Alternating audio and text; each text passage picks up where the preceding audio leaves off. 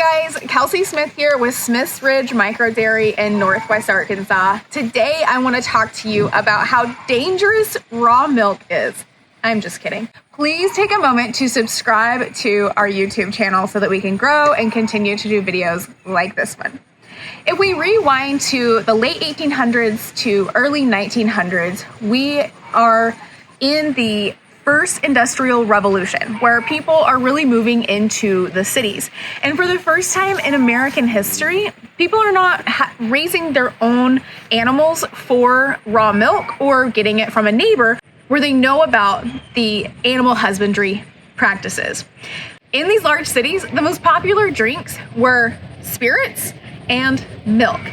Now, someone had the great idea to combine the two, and they would build a distillery right next to a dairy farm, essentially, if we can even call it that. These animals were kept in these dairy cows were kept in very confined spaces, and they were in terrible living conditions. If I had rights to some images from that time frame, I would definitely try to put some up here for you, but I don't want to get into copyright issues. So I would encourage you to look up what that looks like, a early 1900s dairy farm in the city. It was very deplorable conditions, to be honest. The cows were fed the distilled grains from the beer, the wine, the spirits. Well, wine isn't made that way, but from the beer and the spirits. And a cow can eat that fermented grain. It can actually be really good for their rumen, but it should not be the primary source of their diet. And for these cows, it was. So they're being kept in disgusting conditions, being fed pretty much primarily these distilled grains. And of course, these animals are getting sick. A sick animal is not going to produce a quality product. So this milk was being collected by people with total disregard to health. They didn't care about washing hands and cleaning up before they handled milk or supplies. They were simply getting the job done, right? And this milk that they were collecting was from dirty animals, sick animals, and it probably had a lot of mastitis in it, and different, they would call it swill milk because it was so disgusting that it had like a pink and a blue tint to it. It was disgusting. And in order to make it drinkable, they would add in starch and egg whites and what else was it? It was basically like some different powders that they would mix in and add molasses to make it sweet. So they were just adding a bunch of stuff in to make it even drinkable to mask how nasty it was. And mothers were feeding this milk to their babies completely unknowingly. The mortality rates during the early 1900s for babies was sky high because of the lack of implementation of safe milk handling practices, as well as lack of animal care and husbandry. So with that, they decided to either do two things. One was during this time was also the invention of pasteurization, which is warming the milk up to kill these bad, nasty bacteria from manure and different things like that were in the milk. Or the other option would be to change the practices. And now some people were changing practices. However, the ultimate decision was made to require pasteurization. And then about 1910, 1911, 1912, big cities started requiring the pasteurization of milk because people were getting so deadly sick from raw milk.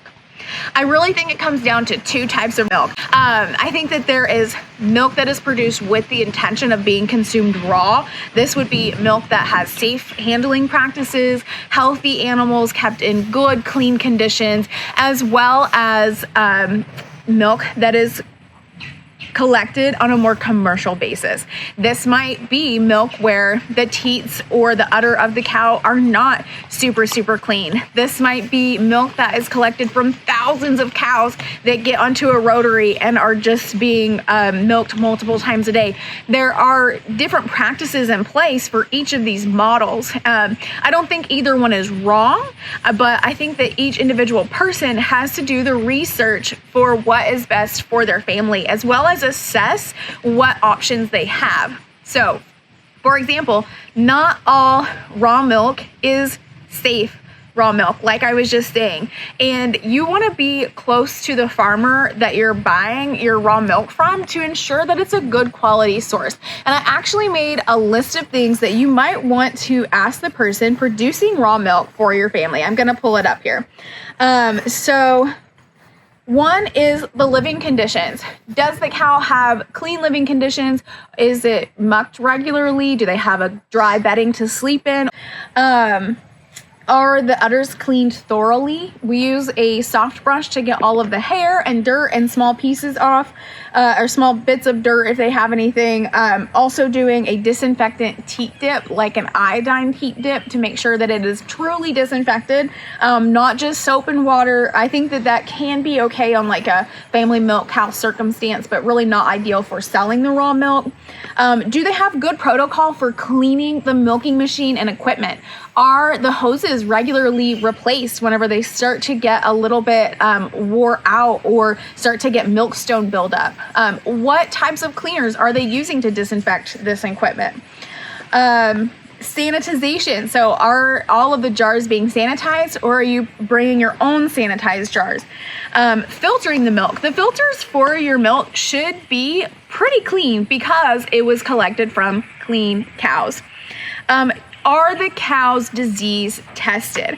Our herd is tested for BLVD, BPD, Johne's, brucellosis, and TB every year. There are plenty of other tests that we could do. And to be honest, with a test like TB or brucellosis, if we got a positive test, we could be shut down.